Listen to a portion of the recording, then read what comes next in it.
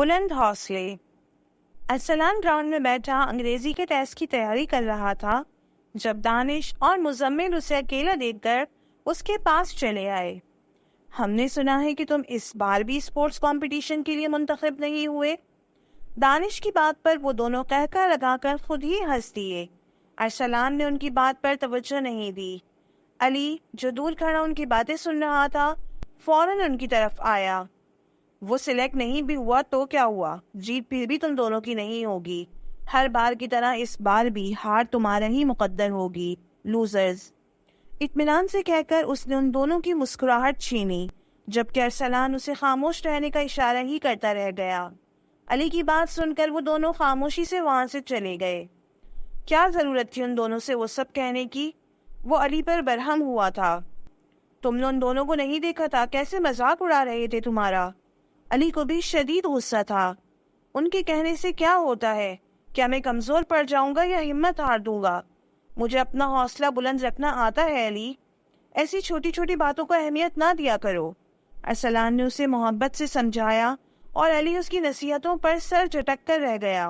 ارسلان کا جنون تھا ریس میں دوڑنا، پانی میں تیرنا اور فٹ بال کھیلنا، لیکن وہ ان میں سے ایک کام بھی درست نہیں کر پاتا تھا کیونکہ پیدائشی طور پر اس کی دائیں ٹانگ میں لنگ تھا، یعنی وہ لنگڑا کر چلتا تھا، جس سے اسے چلنے میں بھی دشواری ہوتی تھی، کجا کے بھاگنا اور ریس میں حصہ لینا۔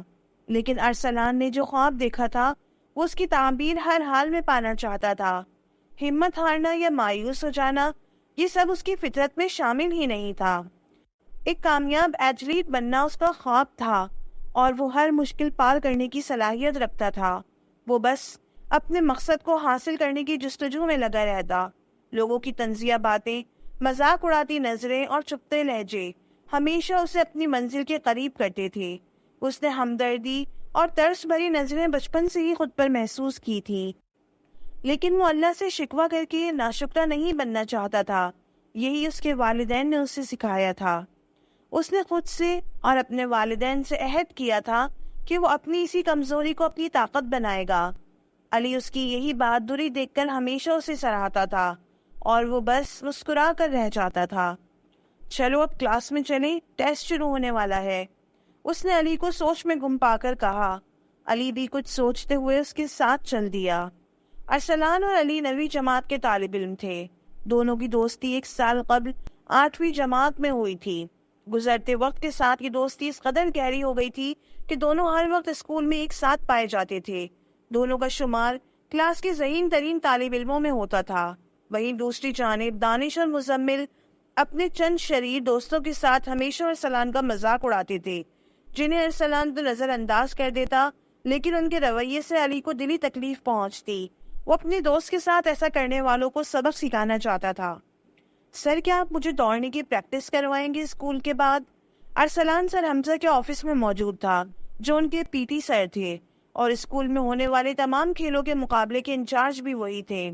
دیکھو بیٹا، یہ ضد چھوڑ دو، ایسا نہ ہو کہ تم خود کو کوئی نقصان پہنچا لو۔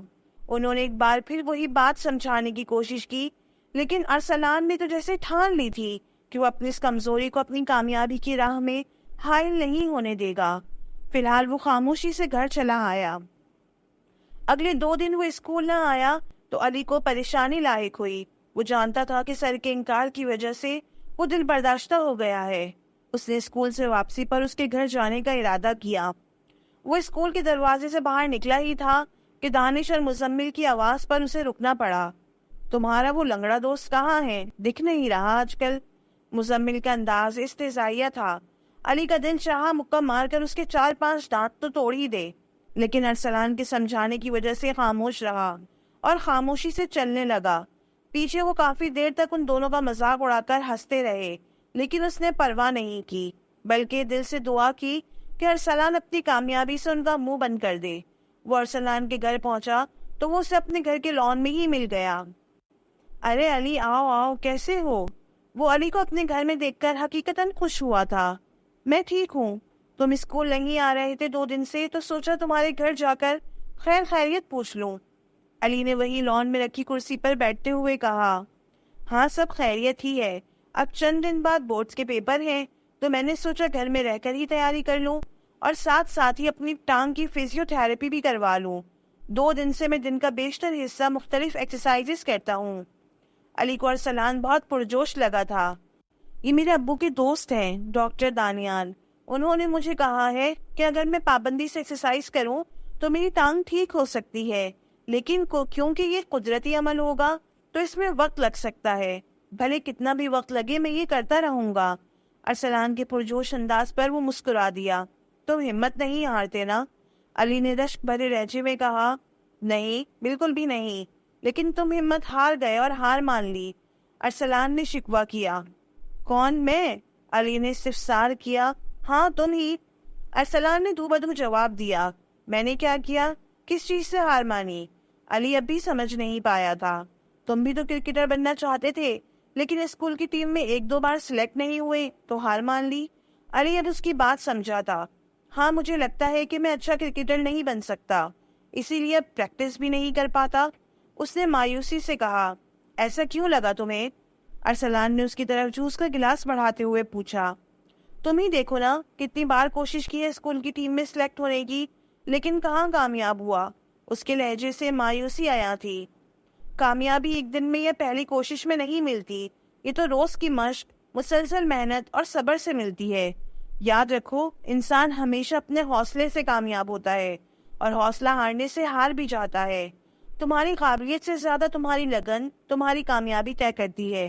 اب تم مجھے ہی دیکھ لو، میں اپنے بلند حوصلے کے سبب تمہیں ایک دن فٹ بال چیمپئن بن کر دکھاؤں گا۔ اس کی آنکھوں میں موجود چمک گواہی دے رہی تھی کہ وہ یقیناً ایک دن ایسا کر دکھائے گا۔ علی نے دل ہی دل میں اس کے لیے دعا کی تھی اور اس سے دوبارہ پریکٹس شروع کرنے کا وعدہ بھی کیا تھا۔